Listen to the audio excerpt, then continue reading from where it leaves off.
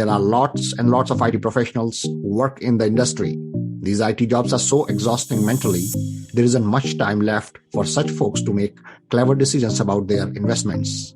Most are unable to put their money in the right asset classes. This is Prashant Kumar from My Realty Gains. I have worked in corporate America in IT and in business organizations for 25 years.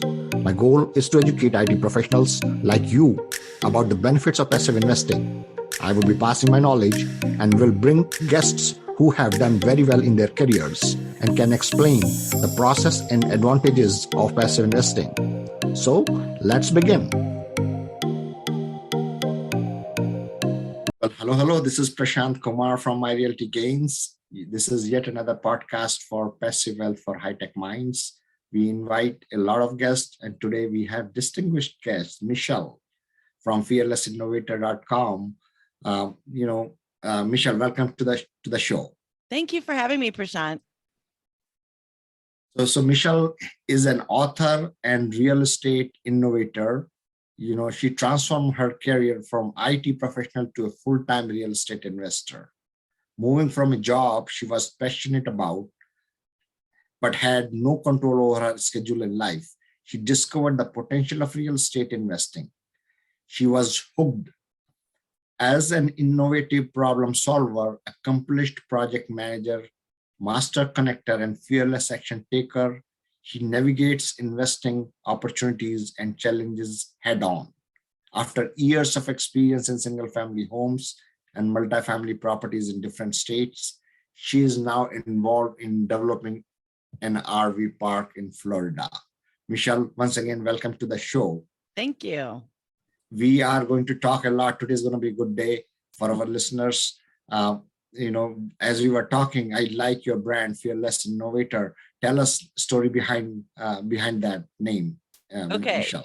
So I grew up on a farm in Iowa, and both of my granddad and my father were both innovators. So my grandfather invented the round hay baler, and it's the big one that you see along the sides of the roads. So my grandpa invented that. My dad also invented what's called a dripless coupling, which goes behind a tractor, the hydraulics.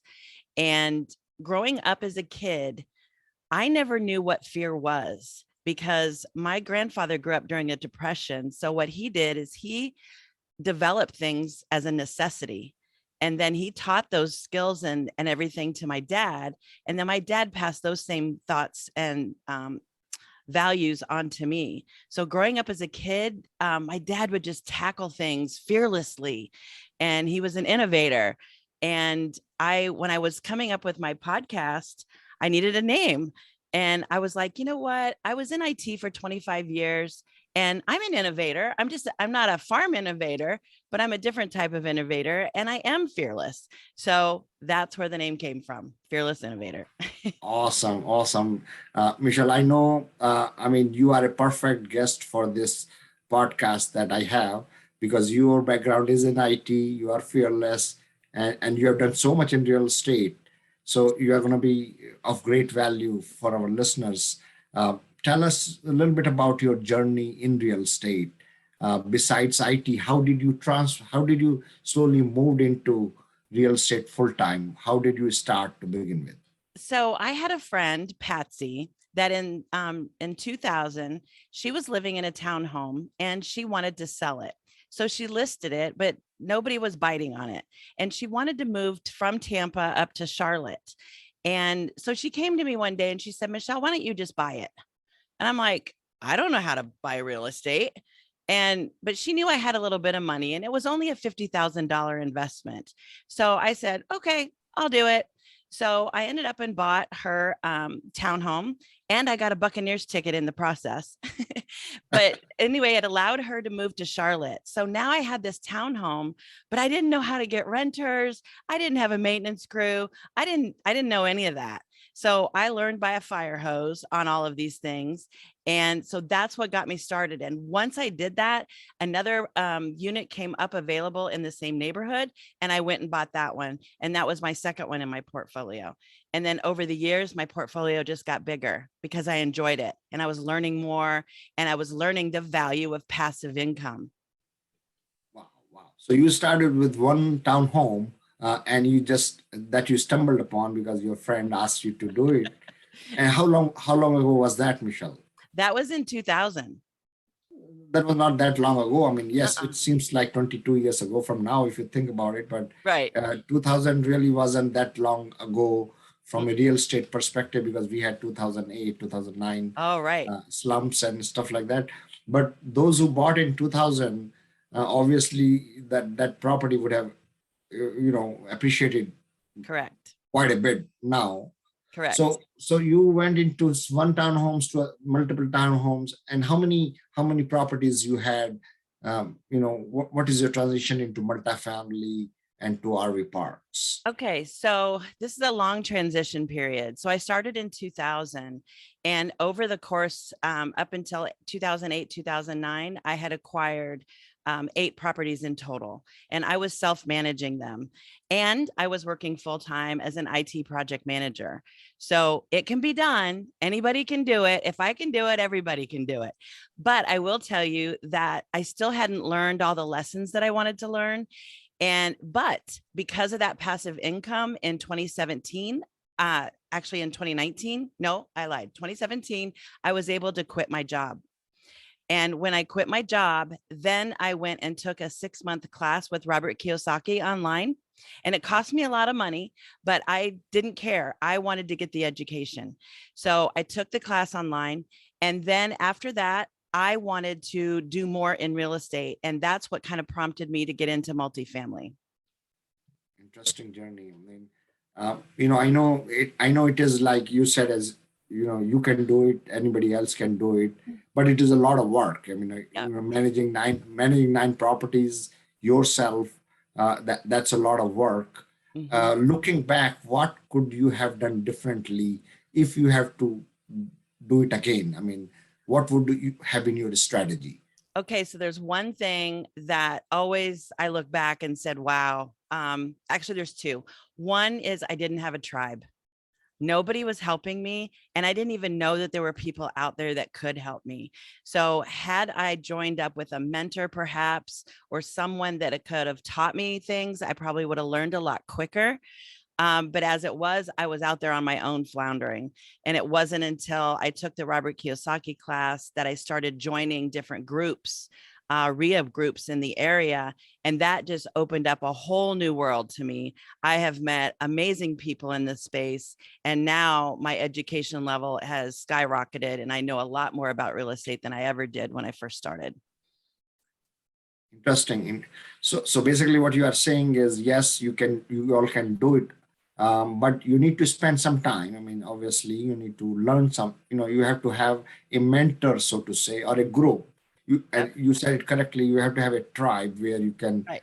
run your ideas by, right? And what happens to these people? I know you are an IT manager, Mhm. and probably your significant other, it was busy at that time or whatever, or a normal family, where husband and Mhm. wife both are working together and they don't have time.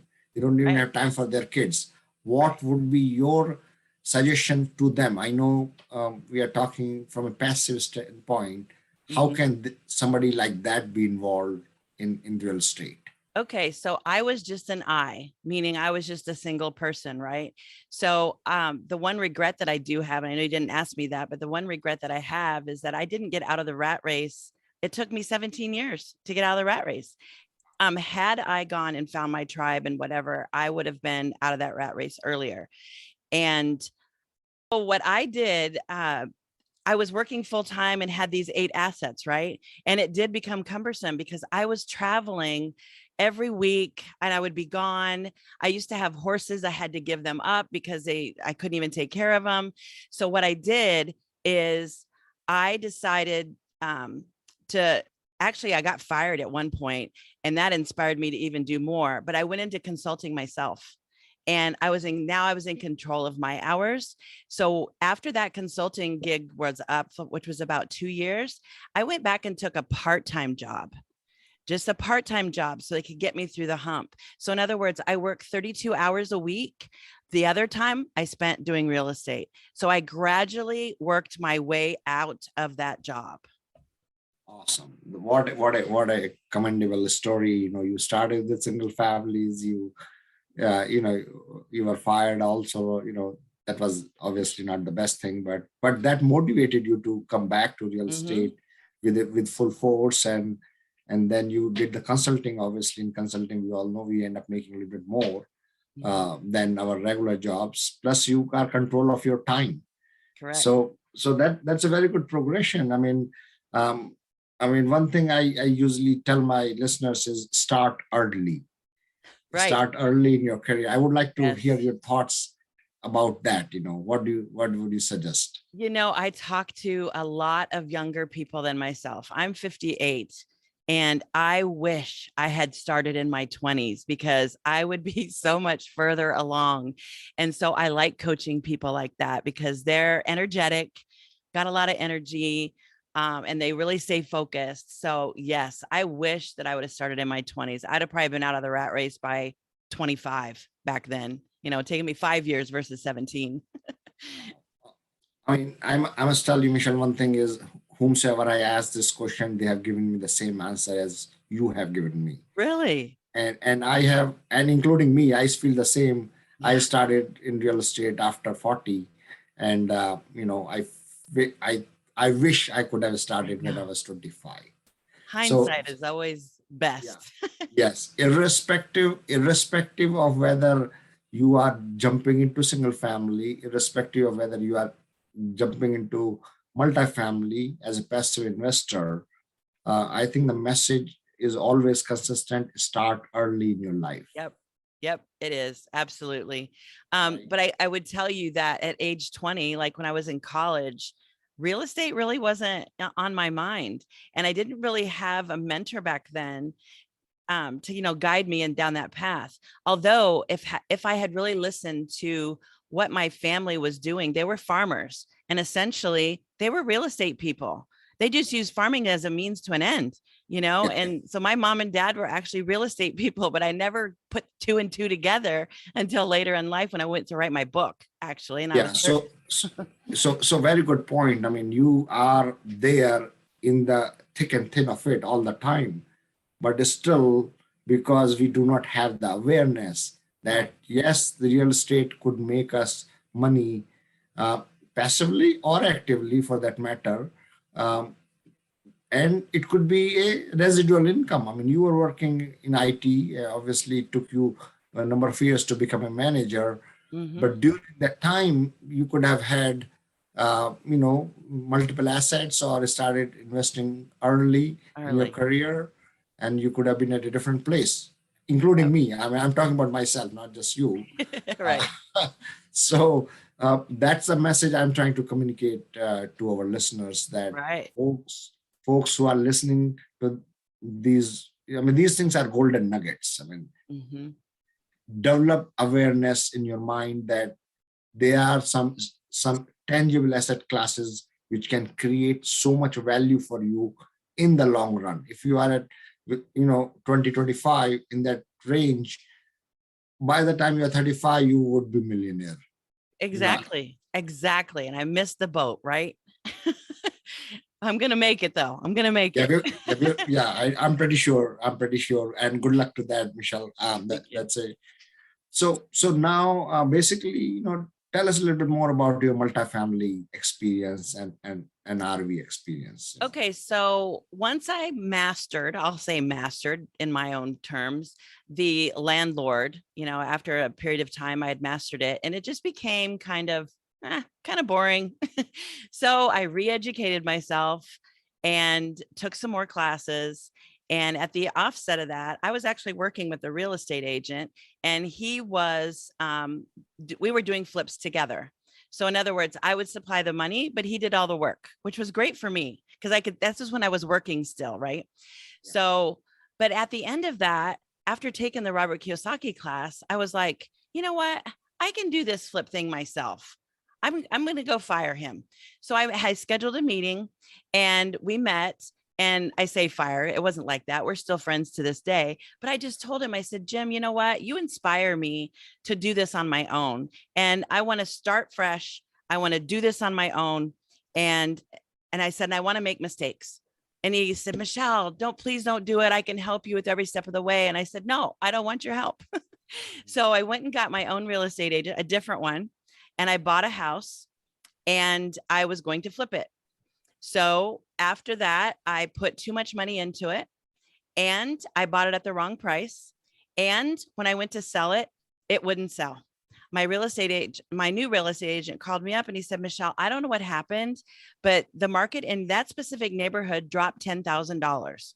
And I said, I think I know what happened. And he goes, what? And I said, did you hear about on the news, the guy that killed his wife and buried her in the backyard? I said, that house is 6 blocks from my house. I said, nobody wants to live here.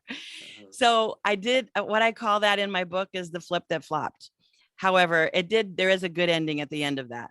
But that also, at the same time I bought that house, the same real estate agent had a multifamily 8-unit apartment complex for sale. And I had never owned commercial property before. And I didn't know a thing about it, but he helped me walk through the steps of doing it, made me feel very comfortable. And I ended up negotiating this deal and I got it for a really good price. It didn't come without issues though. They actually had a seawall issue. But I knew that I was going to probably try to, get that fixed when I owned it. And my goal was to raise the rents as far as I could. And as people would move out, I would upgrade the units. And then over time, all the units would get upgraded and then I would sell it. Well, and I also borrowed hard money on this deal. So hard money, you pay more interest. It was 10% interest. And I had to repay the loan back or refinance within a year. So that year was coming up. And here's some things that I learned about the multifamily. One, the area in which this place was located was the only people that actually lived in this area were people that worked in bars and restaurants. Well, they can't afford, what I wanted to raise my rents to. Plus this property was on the water. It was beautiful, but I couldn't raise my rents. So I learned that hard lesson. Another hard lesson I learned is that there were other investors in my neighborhood and they were paying for water and electric. Well, so that reduced my, my income. So at the end of that, getting close to that year, I decided to sell it after the updates and everything were made. And so I sold it, but I will tell you that I made $350,000 on that deal. Yeah. In 1 year. 1 year of hard work. In 1 year. So, I mean, think about, you had 8 properties, which took you 8 years, but in one multifamily property, which took you 1 year from the get-go to, from starting the deal till the end of the deal, and you end up making whopping 350,000. And it may not be a big amount now for you, but back then I'm pretty sure that it was a big amount. Right. $350,000 from one property. One property. So this is for our listeners, guys. If you are in real estate, you could be a single family active investors, or you could be passive investors. But as you scale up, from 8 single family homes in 8 years, and then one multifamily of 8 unit in 1 year, and ended up making good chunk of money. I mean, the returns, if you had investors, they would have made money with you if you had investors in this deal with you. Right. So the depth, the scalability, what had it been a 16 unit property, you would have made even more. Correct. So I'm just trying to emphasize the points, how people can scale up. Yes, that's exactly what I've done throughout my whole career in real estate. Started, with one little townhouse, got multiple single family homes, moved to commercial. Once I got to commercial, the flip that flopped that I told you about, well, I went to plan B. I learned a lot in project management. We always have plan A, plan B, plan C. Well, plan B for the flip that flopped was I just put it on the rental market, right? So I put it on the rental market and I found great renters and they paid on time every month for 2 years. At the end of the 2 years, I said to them, look, I think I'm going to be selling this property. Would you be interested in buying it? And they said, yes, they would be interested. But Mechiel, we don't have great credit. I said, it's okay, because I already know that you're going to pay your bills, and I will use the amount of money that you've given me for the first 2 years as your deposit. And so now I'm a mortgage holder, and now I clearly I don't have to fix a roof. I don't have to fix any toilets. All I do is I collect a paycheck every month towards their mortgage. Now, what I am doing though is, one of the things that I also do is I like to help people. So I'm giving them 5 years to get their credit score up and to get me out of the deal, because I'm charging them 10%, and they know this straight up. They could go to the bank right now. I don't know what I know their interest rates changed the other day. It's 4 to 5%, something like that. But they could go refinance right now if their credit was good, and they could cut their payment in half. Yeah. Yeah. So I'm giving them 5 years. Yeah. So, I mean, overall, there are so many techniques, what I'm Yeah. hearing, it's not just, it's not like one shoe fit all. There's so many techniques, so many tools that you have, in whether you are in single family, or in the rental portfolio, or in multifamily. There's so many ways you can create these stream of incomes, Mhm. and they keep coming. I mean, you just keep on adding to them. It's not like they're going to dry up. I mean, if this thing dries up, if you are there in the Right. market, you will create something new. Well, So, so to your point, I did create something new. I'll share that with you. okay. So years ago in 2005, I bought a piece of property in Odessa. It's 1.65 acres. When I got here, there was a 2-story building with a house on top and a double wide. I lived upstairs and built a brand new 4-bedroom, 3-bath pool home right next to this 2-story building. Well, once the house got built, I said to my dad, I'm like, what am I going to do with 2 places on one property? And he said, well, why don't you go over there to that? Isn't that 1.65 acres over there for sale? And I'm like, yeah. He goes, why don't you move it over there? So I'm like, wow, what a concept. So in Iowa, we move buildings all over the place. In Florida, not so much. They don't do that here. Well, I hired a team out of Dade City. They came down, cut the bottom of the building off. It was nothing but a garage. They lowered it down and moved it over there, and I made it a rental. But here's the other thing. I was single for so many years. I just got married on May 7th. I mean, I'm just brand new getting married. Congratulations. Thank Congratulations. May you. 7, 20 days. Right. Oh, funny. So I lived in this house, this 4-bedroom, 3-bath house. Oh, what happened was in '09, the market fell. I planned on flipping this house and getting out of it. Well, the market fell. So I had to keep the house. So I've lived in this 4-bedroom, 3-bath house with a pool for, 15 years. Well, I decided 2 years ago, right before COVID, I think, I decided to move out of my house and into my RV. Mhm. So I downsized, moved into my RV, and I live in the barn with my RV.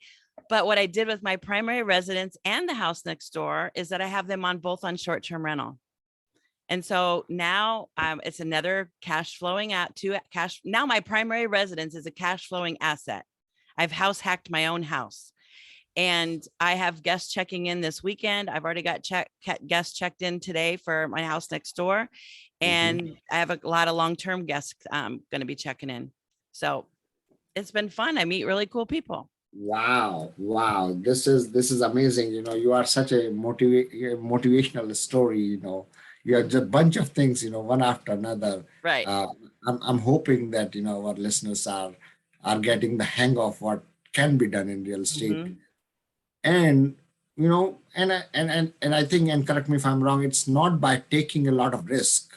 I mean, yes, you have invested money, but you have created the value in the Mm-hmm. real estate, right? I mean, Correct. every money, every cent, every dollar you have put in, you have created the value, you have improved the value of the asset. So Yes. it's not that money is lost anywhere. It feels like, you just continue to build and continue to create these income streams from all over the places. And slowly you end up either quitting your job, or you don't need to work anymore. No, And nowadays you can potentially be anywhere. I mean, you could be in I can. Idaho, or you can be in Florida, I mean, for that matter, you may be sitting in Canada, or I mean, I may be sitting in India for that matter, right now. Yeah, So, last summer, I got in my RV and I went home to Iowa to see my mom. She's in a nursing home up there. So I was there for 3 months and I worked right out of my RV. They had fiber service. It was awesome. And you could tell I was in an RV because of the whole window situation, but I was able to do my job anywhere I wanted. Yeah. And I have fun wow, doing it. I love real estate. interesting, interesting. Tell us a little bit more about your RV park adventure, Michelle, if you don't mind. Okay. So how did I get started? I've been researching RV parks for 2.5 years now. And what inspired me was years ago, my mom and dad used to come from Iowa to Florida every year in their RV. And I would go stay with them for a month and I would go to my job from their RV. And I told my dad then, I said, I would like to own one of these one day. Well, shoot, that was like 20 years ago, right? Here I am now just starting to do it. So anyway, that inspired me. So I've been on the hunt. I have looked at, I swear I've looked at a bunch of RV parks, but nothing has tickled my fancy. And because of my background in Iowa, living on a farm, I decided, you know what? I'd rather develop my own because I'm going to get what I want out of the park. And here's the thing. The park that I'm going to develop is going to be a high technology based park. I'm going to use technology in the park. So now I am working with a consultant, got another consultant because I've never owned an RV park. This guy will do everything from a feasibility study to project management of the job from dirt to finish. And then he also does the operation side. So he'll be guiding me the whole way through. So I'm very much stoked. And there's an RV park conference this week or next weekend in Daytona Beach. So I'll be going to that as well. Awesome. That is just a. I mean, this is mind full of information that you have given us so far. I mean, starting from single family to multifamily to, RV parks and fixing and flipping and creating the rental portfolio for yourself. I mean, all this can be done in real estate. I mean, and you can enjoy your life, while if you love doing what you are doing. So I mean, the message I think for our listeners is, once again, is start early. Start, I mean, if you don't have time, maybe start passively, start passive investing. And hopefully, as you go one or two cycles, couple of years, you start getting the hang of it. Correct. Right. I mean, and that's how I'm assuming, Michelle, you said it took you 15, 17 years Right. To come to that level. And now you are free. You are like a free bird. I mean, you can live in Iowa for a couple of months and still manage your business. Right. I do. Right. I can do everything remotely. Even when I was in Iowa last year, I had my 2 houses here on short-term rental. Well, I was engaging with the customers, but I also delegated. I delegated all my yard work, which now I've got 3.5 acres out here. I delegated the pool to my pool people. I delegated the cleaning to the cleaning people because they're better at it than I am. And you know what I get a lot, I wanted to bring up this point, is a lot of people will say that I'm lucky. And there's no luck in this game. It's a lot of hard work. I don't want to deceive your listeners because it is a lot of hard work.